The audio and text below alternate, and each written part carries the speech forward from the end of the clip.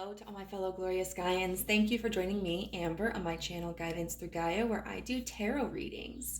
If this is your first time here, welcome, and I hope that this is of some use to you and that you enjoy it.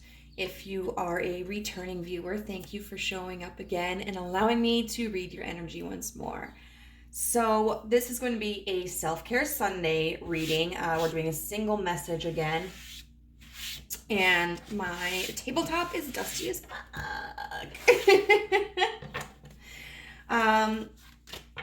Sometimes I just like doing these single messages because, for one, it's less like time consuming and energetically consuming.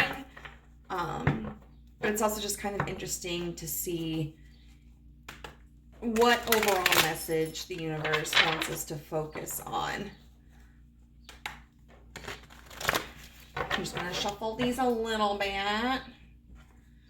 We're going to start with these oracle cards and see what area of our life the universe wants us to focus on today. So I got to tell you guys, I live in Minnesota, and a few days ago, well, a couple of days ago actually, for like 3 days, we were in the 70s and 80s, and now it is snowing.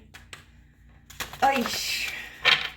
But I got my windshield wipers fixed because I replaced the motor with my best friend. So I can actually go places today.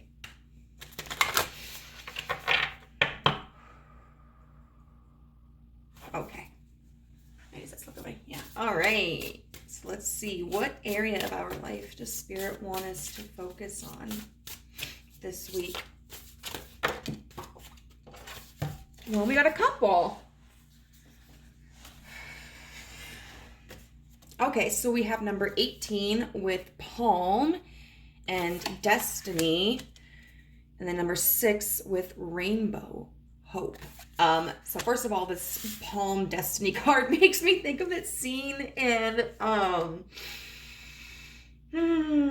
Titanic, like when Kate Winslet and Leonardo DiCaprio are in the car on the ship and they're having sex and like it gets all foggy and she's like, ah, and then smears it down. So this seems like maybe for the collective, we might be struggling with having faith about our purpose in life, where we are going. And, I think it's kind of natural as humans to want to be important in some way. I was actually talking about this a little bit with the guy that I'm seeing. And, in a little bit of a different context, in terms of more so about how we can help others. But I feel like this is also applicable to the idea of making a difference, being important. Some of us want to achieve a certain level of importance and significance that is on a higher scale, a broader scale, like having public recognition or having made a difference that impacts a large amount of people, making significant finds in science or making a huge impact through like humanitarian work. And then some of us maybe prioritize significance and importance on a smaller scale in our community or in a certain field, or even with just like in our families. And there are some people who just, they're so, I guess, confident within themselves and their capabilities that they don't really seem to have any concerns about their contributions to society. Like, they know they're making an impact, or they know they're meant for something great, or, you know, they understand that they have a significant role in how their destiny plays out. And I think that's where, like, a lot of it rests with, you know, some of us may feel like our life is kind of out of our hands, that the impact that we leave upon the world or the importance that we achieve is just dependent on faith. And I would argue that that's not 100% accurate. Of course, there are certainly things such as like chance and divine influence that can shape the possibilities that we have, but overall, we are far more in control of our destiny and our fate and our impact than what we may understand. Like, we have to be the ones to live our lives. You know, we don't just get to sit here and do nothing and then all of us, you know, like make headlines for, oh my God, Amber is such a genius. She wrote this amazing spiritual help book. Well, you know what? I have to be able to do that. Like, I have to take that initiative, and I have to collect my thoughts and put them down on paper and edit them and review them. And, you know, it's not just something that's randomly generated for me, you know? And so if that were something that I wanted to do, like, I would have to do it. It's not something that's just left up to divine will, you know? And then you've got people who maybe were in positions where they had a lot of privilege and upper hand in society, and they weren't able to succeed even with all of those advantages. And then you'll have people who grew up in very disadvantageous situations, whether it's because of the language they speak, the color of their skin, their socioeconomic status, their education level, and through perseverance and connections, they are able to achieve far more than what others would have thought of them. You know, certainly life is kind of like a playing board, unfortunately, you know, and some people are going to have advantages that others don't have. And that is going to make a huge impact on our lives independently. But it's also not like the end all be all.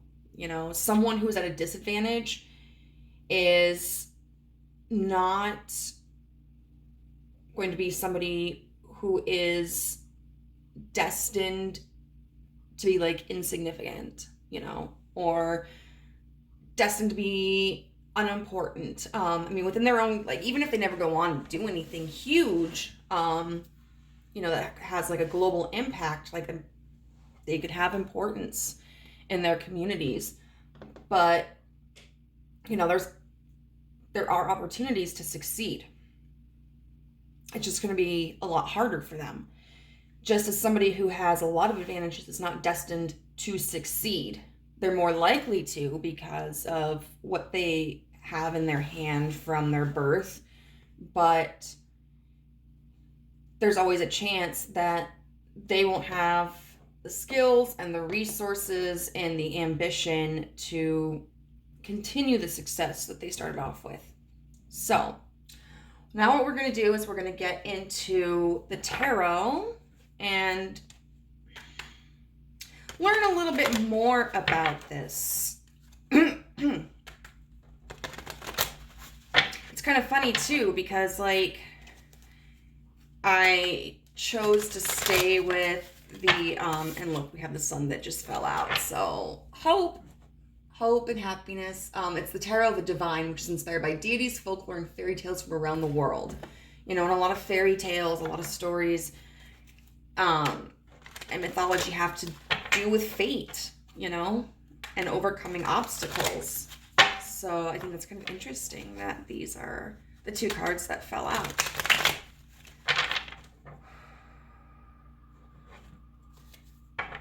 Okay.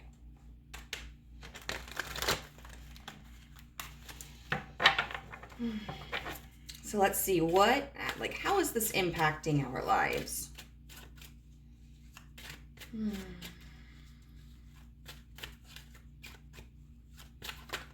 How is this impacting our lives? It's always good to see, like, you know, the area that we need to focus on, and then how it kind of applies to us and the ways that it's impacting us. The Seven of Cups in reverse. Okay. How is this impacting us?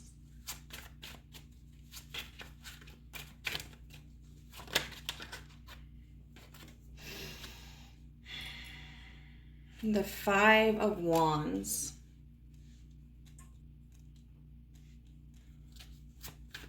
How is this currently impacting our lives?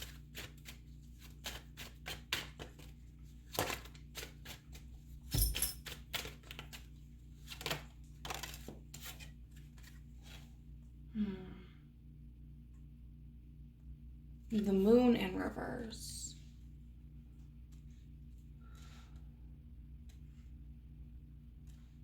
Okay, so I think this is just reaffirming what we've already discussed in our analysis of these two cards. The Seven of Cups in reverse can be about being stuck in illusions and being stuck in fantasy, and also just because sometimes it feels like, you know, we don't have options.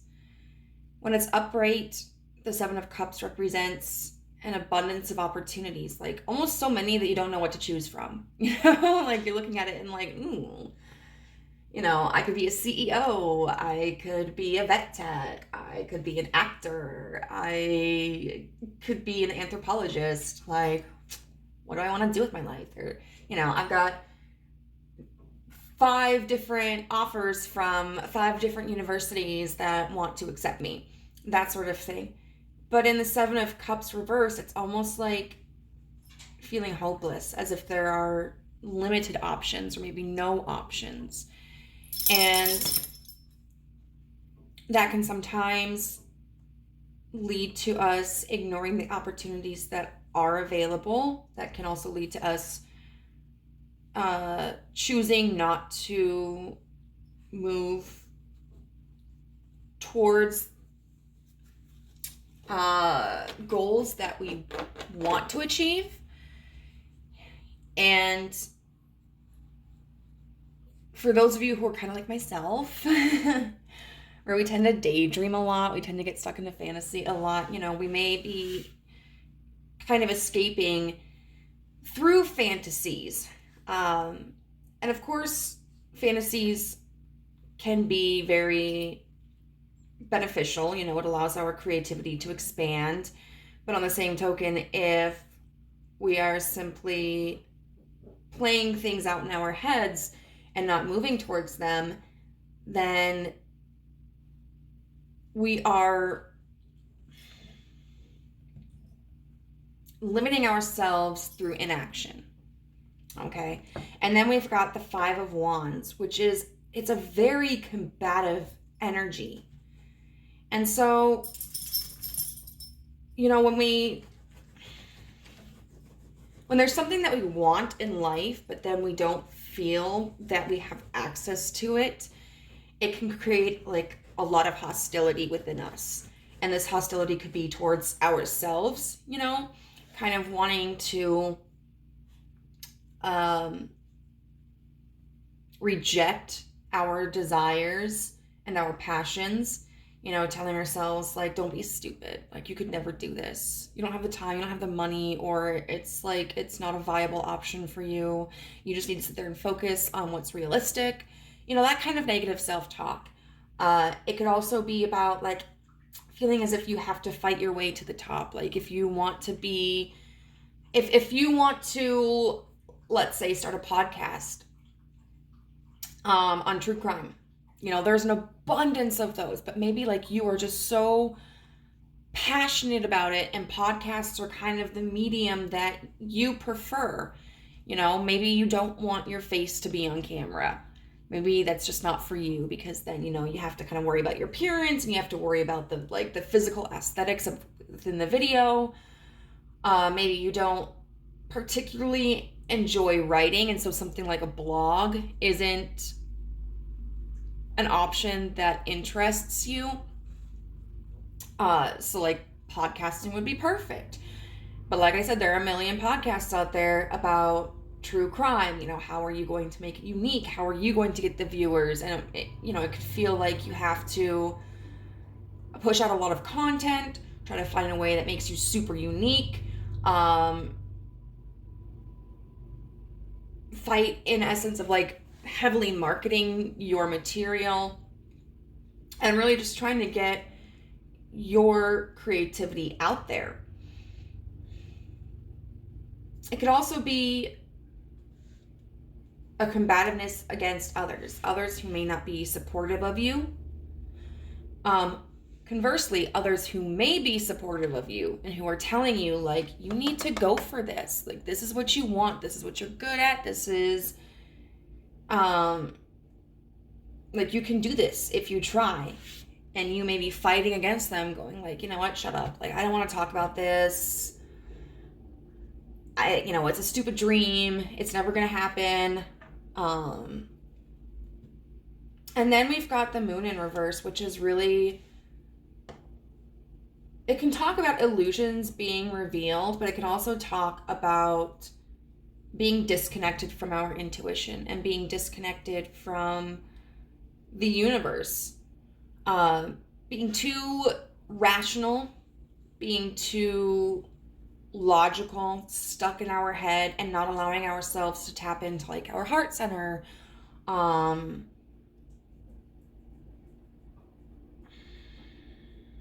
our like spiritual awareness. So like, I do want to see like what your intuition is trying to tell you. Like, what message is your intuition trying to convey? Why is that there? Oh, I don't know how we forgot about that card, but there's a Two of Swords, by the way, which could mean, you know, just like, hey, bro, you have the choice. It's up to you. But let's see. What is your intuition trying to convey? What is our intuition trying to convey?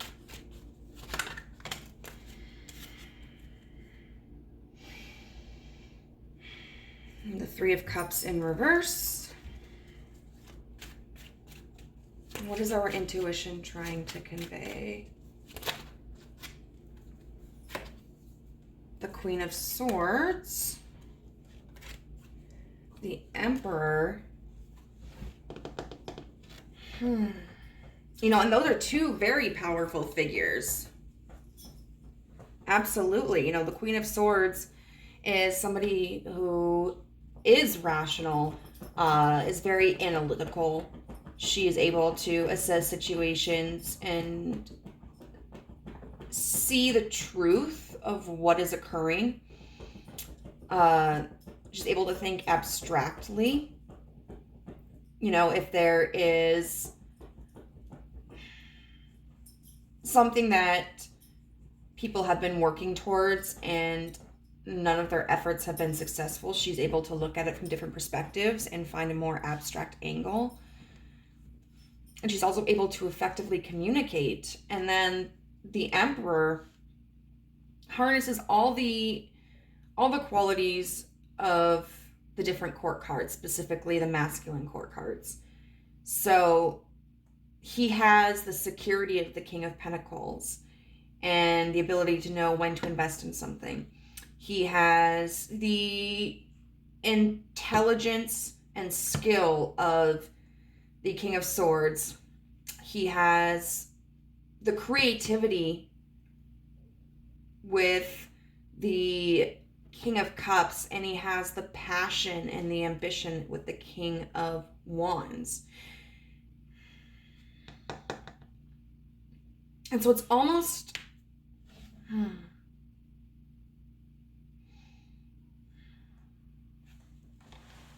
it's almost,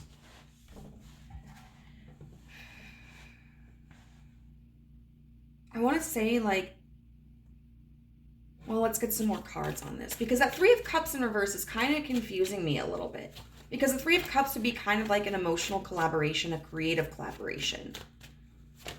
So why is it there? We have the Four of Swords with the Three of Wands in reverse.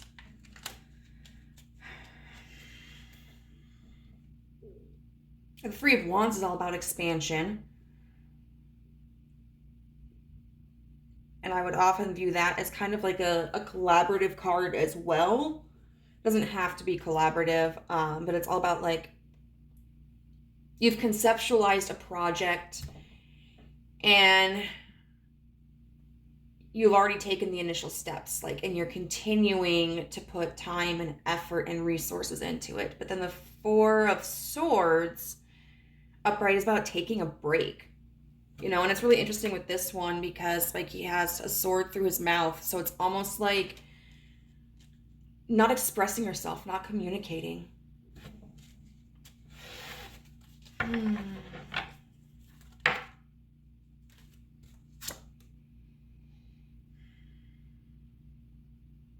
The Queen of Coins in reverse. I'll put that underneath the Queen of Swords. So it's like having the intelligence, but maybe not having the foundation. You know, like, you know how to, you know all the steps that you need to take towards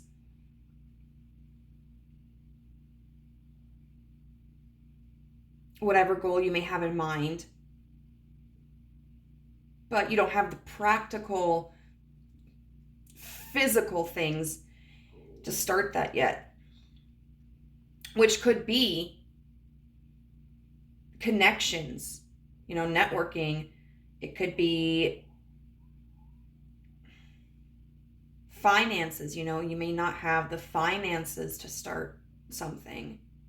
And then what's this Emperor about?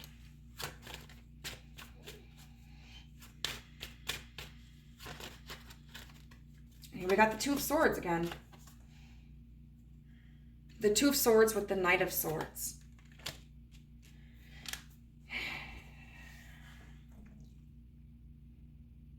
And that's really all about, like, you have to make the decision. You have to take action. And it's funny with this Moon card, you know, we talk about like maybe being in our head too much. And we've got so many Swords cards here. But that could be too, like, just not using your logic in a way that is conducive or productive to pursuing what it is that you want in life. You know, maybe allowing your mind to spiral into negative thoughts and oppress you and discourage you, when in reality, you know, we should be utilizing our brain to encourage us.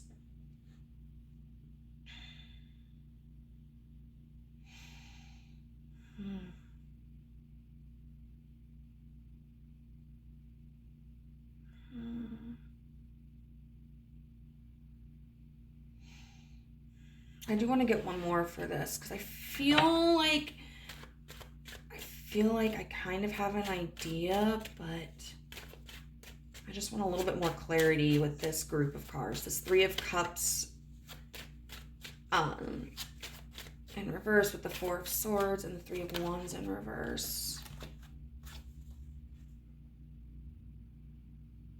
Okay. I've got the Seven of Coins with the Two of Wands. It's really interesting because this wand isn't just specifically like a wand. This guy has also a key. And the Seven of Coins, it's about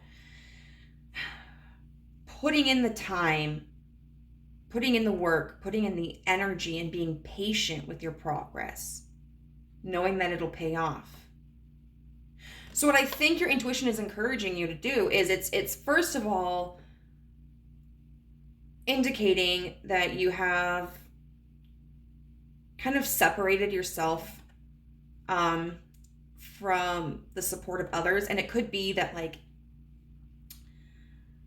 it could be your friends and family that maybe you aren't allowing them to support you in the ways that you need, or maybe you are rejecting their support. It could be that there are individuals who are willing to collaborate with you, or that have been collaborating with you and you've kind of distanced yourself from them. Maybe it's that you know that you need connections in order to succeed, or you just kind of want like a mentor or some advice, and you just haven't kind of been able to find that.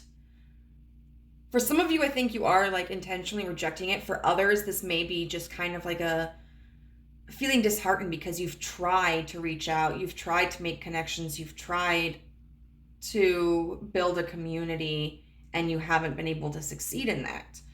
But the cards are telling you, like, keep moving forward, keep planting your seeds, keep tilling the land, keep working on your project and working towards building connections, and it will come eventually. You will. It's interesting that we have the Four of Swords with the Three of Wands in reverse, which is talking about taking a break, and not progressing in your task. But then we have the Seven of Coins and the Two of Wands, which is indicating, like, as you continue to move forward, you'll find collaboration, you'll find stability. So let's see, what practical advice does the universe have for us today about this? The Hanged Man. What practical advice does the universe have for us? The Eight of Coins in reverse. What practical advice does the universe have for us?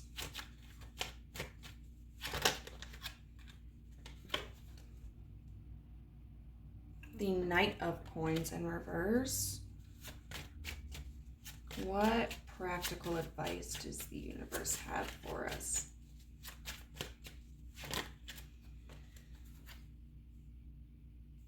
The King of Wands and the Ace of Coins. It's interesting. All these coins are in reverse here.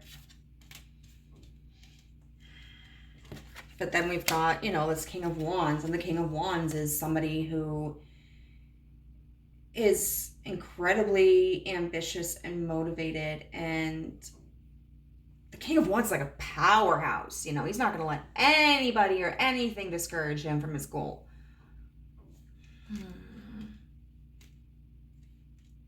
And then we have the Hanged Man, which is all about taking a moment to kind of reframe your perspective. So I'm going to get clarifiers for all of these too. What practical advice? I will say with this Eight of Coins in reverse, so the Eight of Coins typically talks about, like, kind of waiting for the fruits of our labor, because Seven of Coins is like putting in that labor. Eight of Coins is kind of like waiting for the results of that, and the Nine of Coins is really about like harvesting it and everything and feeling content with the progress we've made. This Eight of Coins is very interesting because it depicts a woman who is holding on to her objects, trying to protect them from like this flock of geese. And she's like injuring herself by holding on so tightly. So to me, when it's in this card in particular in reverse, I feel like is kind of talking about not being so defensive. And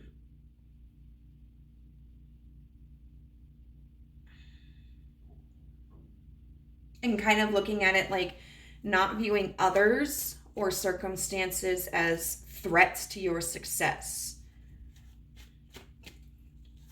You know, but under, like, maybe opening up more.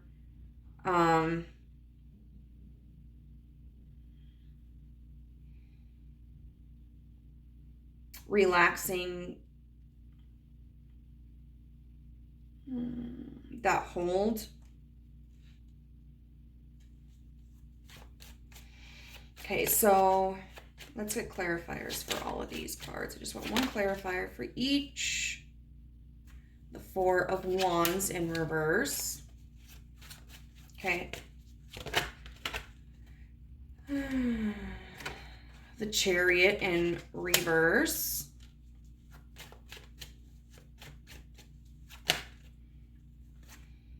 The Devil upright.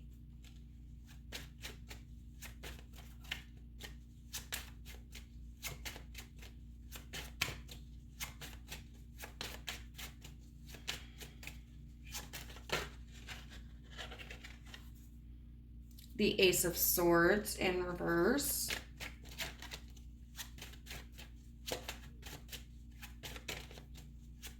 And finally, the Page of Coins. Okay.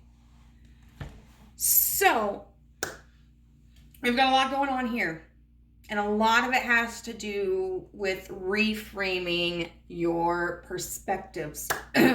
The Hangman clarified by the Four of Wands in reverse. The Four of Wands is all about like having that stability. Like you have created the foundation for your project, for your life. And if sure, like, you know, you're hoping to expand upon it, but you've got the core aspect of it, you know. But in reverse, that hasn't come into fruition. That hasn't been successful yet. And so the universe is really telling you, like, you need to look at kind of why that hasn't been successful from a perspective of like, okay, understanding that you are limiting yourself, but also looking at it from a practical level too, is like, you know, for instance, if you, let's go off of the podcast thing, are not experiencing like traffic to your podcast, well, why is that? You know? What service are you using for your podcast? Is it one that's easily accessible? Have you been utilizing like hashtags and keywords so that people can find your podcast?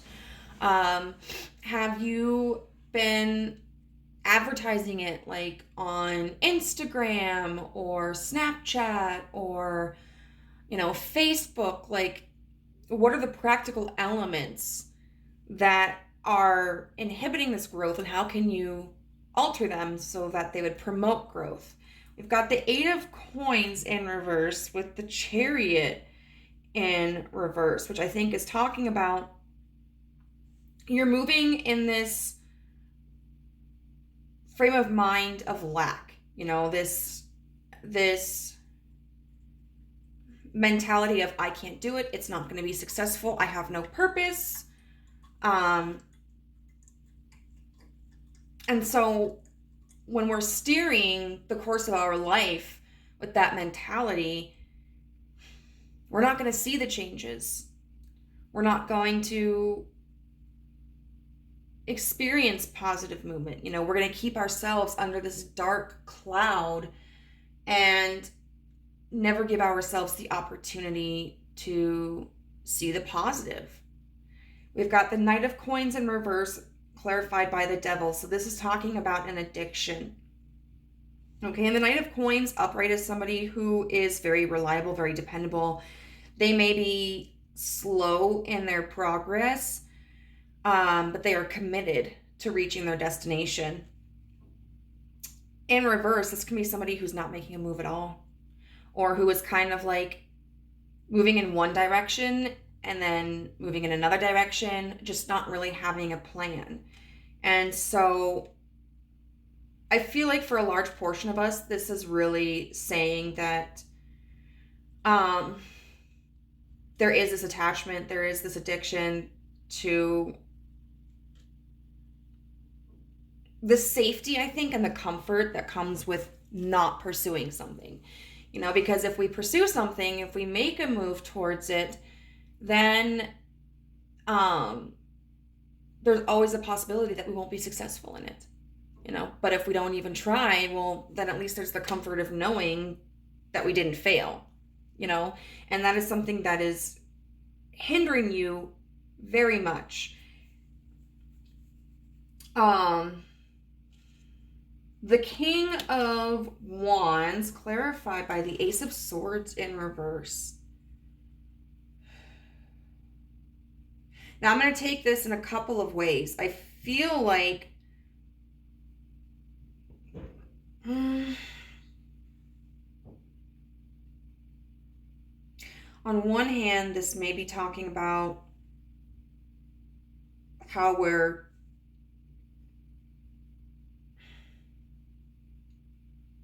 we've created this strong role for ourselves in the face of misinformation. Like, this hasn't worked in the past for me, or I don't have the skills for this, I'm not qualified for this. And we kind of just, I feel, wear that as like a mask.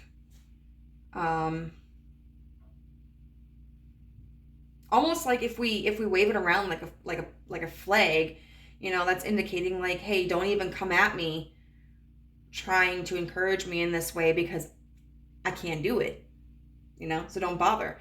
But I also feel like this is encouraging you.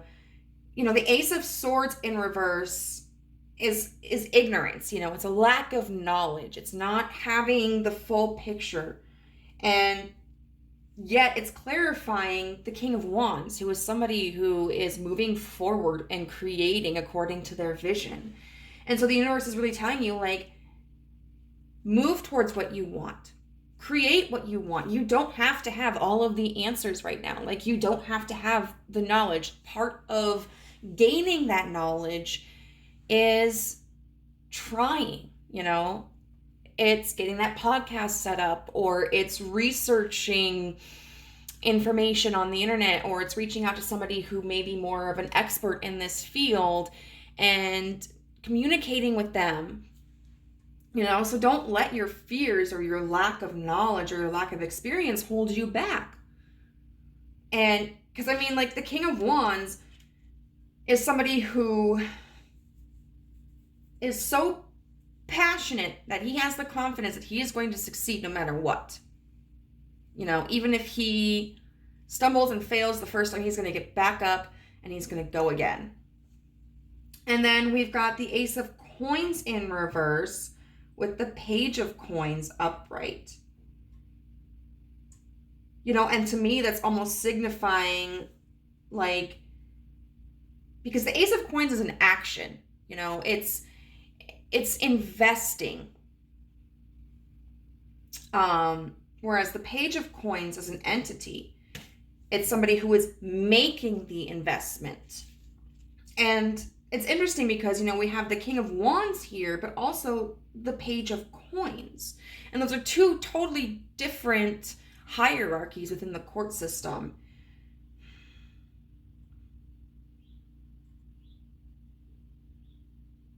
And so to me, this is signifying like, okay, so, and it's cool here. We have the Ace of Swords in reverse, which is talking about like the logic and knowledge aspect of it. And then the Ace of Coins in reverse, which is talking about the foundation and the resources. And the universe is still saying, like, you may not have that foundation. You may not have the resources right now to invest in this, and at least in the way that you want to. But you can still move forward with it. The Page of Coins is not somebody who's going to have a lot of money. They're not going to have a lot to their name, but they're going to make the journey anyway, so that they learn, okay, how do I build this foundation? What kind of investments do I need to make? What is going to profit me? And then what is going to detract from my earnings and whatever concept those earnings are. Yeah, that's so beautiful. Like, so definitely the universe is telling you, reframe your perspective, figure out practically, in a practical manner, why this hasn't been working out the way that you want it to. Also, reframe your perspective on how you are limiting yourself and your responsibility in achieving your destiny. And then move forward, even with a lack of knowledge and understanding, because you will gain that knowledge as you go. And make that journey towards building your empire, building your resources, building your community, because that's how you're going to learn. That's how you're going to learn how you can do it effectively. But also, I think you will find that you will meet people who will help you build that foundation, who will help you achieve those resources. So we're going to look at a divine feminine icon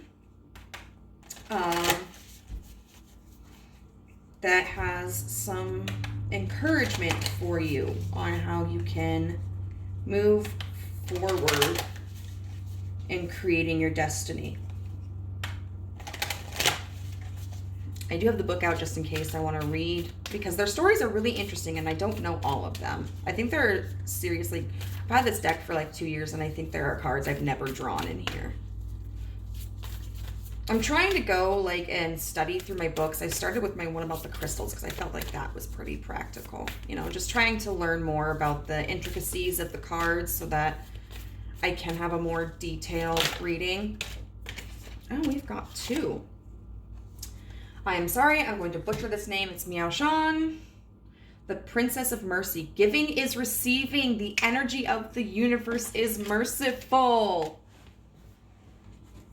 Ooh, and then Lilith, the first woman. I am the voice of my body and soul. I choose the life that I desire to live. Hell yeah, guys. Hell yeah. So this, I think, just fits perfectly with the theme. And it's interesting because, look at her. She's holding an apple, And we've got Lilith, which is part of, the Abrahamic religions. Primarily, I think, Judaism, if I recall correctly. And she was the first wife of Adam and then was cast out. And then you have Adam and Eve ate the fruit of the tree of the knowledge of good and evil, which is often depicted as an apple. So I think that's just fantastic. But the Princess of Mercy, giving is receiving. The energy of the universe is merciful. If you are not giving to the universe in some way, then it can't give to you. If you're not willing to receive from the universe, it can't give to you. Your energy is so blocked off right now. It's like a paralysis, and it's preventing you from being able to achieve what it is that you want. And the universe is trying to offer you things. It's trying to offer you encouragement and direction through your intuition. It's trying to offer you physical resources. It's trying to offer you the knowledge. It's trying to offer you the community, all of this that can help you be successful. And at this point, you are utterly refusing it. But the universe is saying, if you give, in this instance, giving is giving of yourself. Giving your faith, giving your energy, giving your persistence. Then the universe is saying, I will take that gift and I will return it to you. And then Lilith, the first woman, I am the voice of my body and soul. I choose the life that I desire to live. Destiny. So Lilith was the first wife of Adam, and she was created in the exact same way that he was, from the dust. She was not a part of him. She was her own person. And she was told to submit to Adam, and she was like, hell no. I'm not going to do that. We're equals.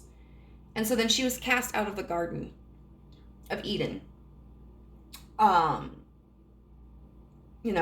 destiny was seen to be submitting to a man. and having to follow him in everything that she did. But she rejected that destiny and she created one for her own. In some texts, she is looked at as a demon. I would say that's probably like the pro-Abrahamic religion texts.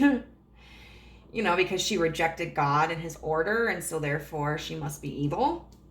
In other texts, she is seen really as a pioneer for women. And I will tell you this, I don't often work with deities, and I'm still kind of on the fence about if I feel like deities are literal manifestations or if they're just like conceptual and figurative.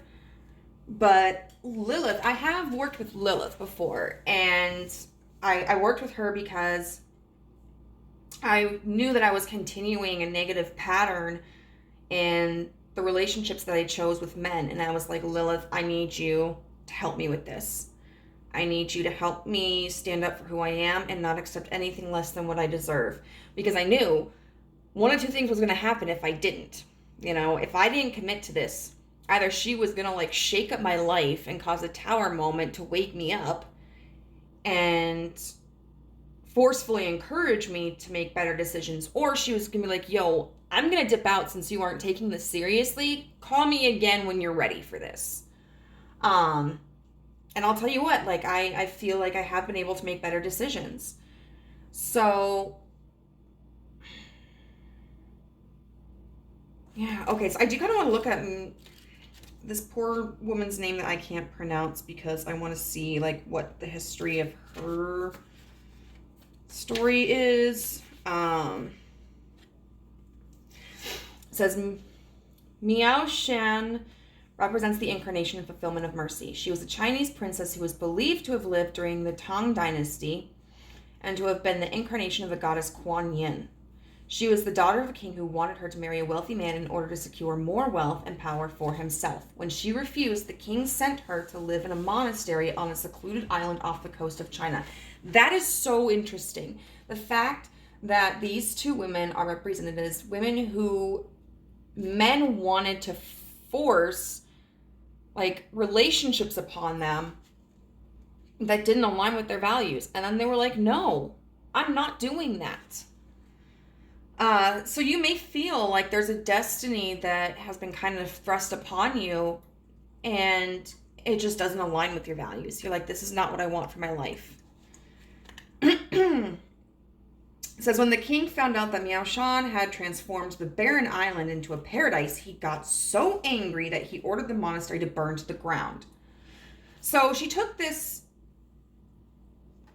desolate land that she was imprisoned on and was like, I'm going to make it beautiful.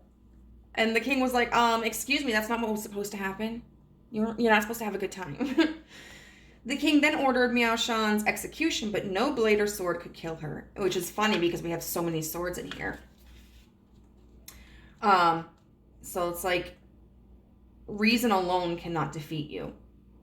And instead, each weapon shattered into pieces before touching her body. After several attempts, a gorgeous glowing white tiger appeared and spirited Miao Shan away. The tiger took her to meet Yama, the ruler of hell. Oh my god! What I didn't tell you guys is that in a lot of texts, Lilith ends up marrying or being connected with Lucifer, after he fell. Holy shit. The parallels between these two are incredible. Miao Shan immediately heard the suffering of the souls all around her, and one by one she liberated them with the fierce power of her empathy. Yama had to send Miao Shan away because she was transforming hell into heaven. He gave her the peach of longevity as a gift. Okay, so that's a peach, not an apple. That being said, what's beautiful about this is that Miao Shan is able to turn any difficult situation into something of beauty and profit. Miao Shan meditated for many years on the island of Puto Shan. News reached her that the king was on the verge of death and that he needed the eyes and arms of a person without anger in order to live. Miao Shan gave him her eyes and arms. The king was revived and came to honor the person who had saved his life. When he saw that his savior was Miao Shan, he fell to his knees, humbled by the extent of her mercy. When your soul selects her card, the author Sue Monk Kidd articulates the process of empathy so clearly when she writes, empathy is the most mysterious transaction that the human soul can have, and it's accessible to all of us. But we have to give ourselves to the opportunity to identify, to plunge ourselves in a story where we see the world from the bottom up or through another person's eyes or heart. I'm going to have a Virgo moment and say, it's accessible to most of us. People who are sociopaths, so people with antisocial personality disorder or people with psychopathy cannot experience empathy. Doesn't mean they're bad people. Their brain is just hardwired completely different. Like, there are just emotions that they cannot experience, and they come at the world kind of from a more logical standpoint. Mercy comes from the old Etruscan merc, which means exchange. Mercy is the embodiment of compassion. It can feel easy or even natural to have compassion for people who have never harmed us personally. But mercy is having compassion for someone who has. Mercy requires that we give something of ourselves, which is symbolized by Miao Shan giving her eyes and arms to the king. It can feel like a great sacrifice to be so giving towards someone who has given us nothing but suffering. Here's where the magic comes in. The law of the universe is merciful. The more we give, the more we receive. When the king realized the profound act of mercy his daughter bestowed on him, Miao Shan transformed into his true manifestation as the thousand-armed Kuan Yin. Miao Shan is a reminder that giving is the true receiving. When we refuse to release our anger towards someone, we're blocking the flow of the universe within us. We are not harming the person who harmed us by remaining angry. We are keeping ourselves from receiving the love and light that is already ours. So I feel like this may be a different situation for all of you, but you may be called to be giving yourself mercy, to be giving the world mercy, or to be giving a literal person in your life or people mercy, especially like if you feel that there have been expectations thrust upon you that you don't want to fulfill, that don't align with yours. I think it's important for you to kind of just have mercy on the people, like not necessarily for their sake, but for yours, where it's just kind of like, don't let them have power over your life, you know? The same thing for the universe. You may be feeling resentful toward the universe for being born into a situation that you have no control over, but I think, it's asking you to take power over your circumstances and go, okay, I may have been born under a situation that's caused a disadvantage, but I'm going to find a way to elevate myself. Fuck the universe, like, not the energetic universe, but like the worldly universe. Fuck society, They don't get to tell me like what I can and cannot do. And then I think it's also calling for some of you to have mercy on yourself, to be gracious towards yourself and to go like, okay, I understand you're scared. I understand that you're afraid of failure. I understand that you've been disappointed in the past, but we're just going to keep working. So finally, we're going to get some like power statements and advice from the universe. This is a lot longer than I had anticipated, but this was exciting for me.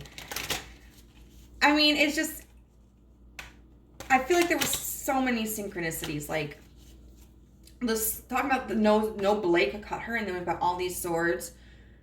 The Hope and Destiny card with like the 7 of Cups in reverse, because that talks about like, feeling like we have no options. The fact that Miao Shan and Lilith both have such similar stories.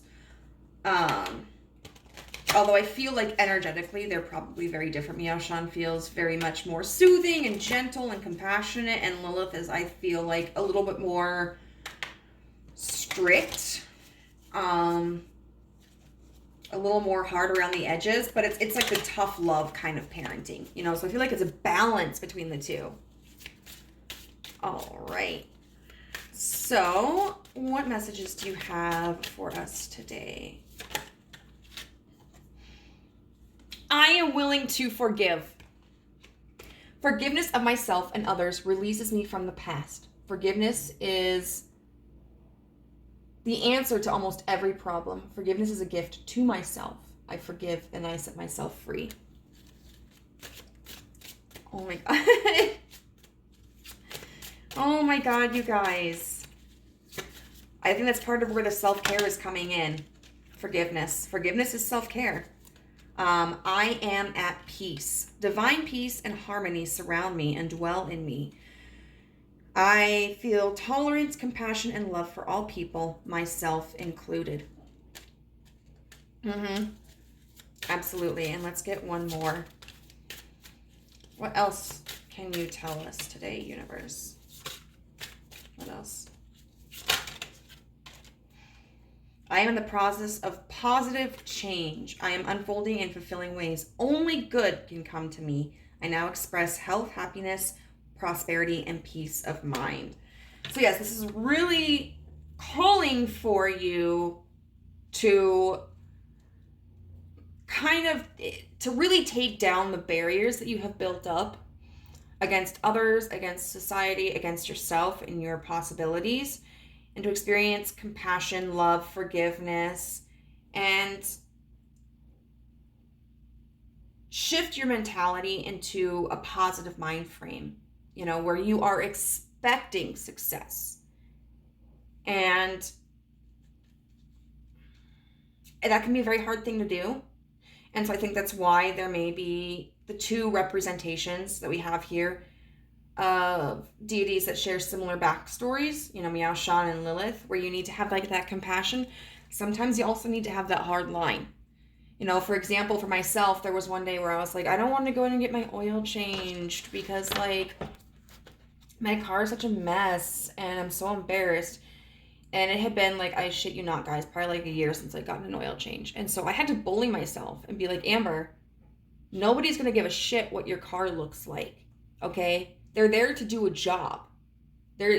Nobody's going to care. These dudes are not going to care. And on top of that, what's going to be more embarrassing is if you blow your engine because you refuse to change your oil, and then all of a sudden you have no car and you have another expense of finding a new car. So I had to be a little rough on myself. I did. I had to kind of lay down the law, but I got it done and I was proud. So I really hope this was beneficial for you guys in some way. If it was, I would love to hear how in the comment section down below. If you haven't subscribed already and you feel interested in what I do here, I would really appreciate if you did subscribe and hit the notification bell as to whenever I upload a video. It'd also be great for subscribers, non-subscribers to hit that like button if they really did enjoy this content. And if you're interested in a personal reading, I have information on how to contact me down in the description box below. So I hope everybody has a wonderful day and thank you for visiting with me. Bye.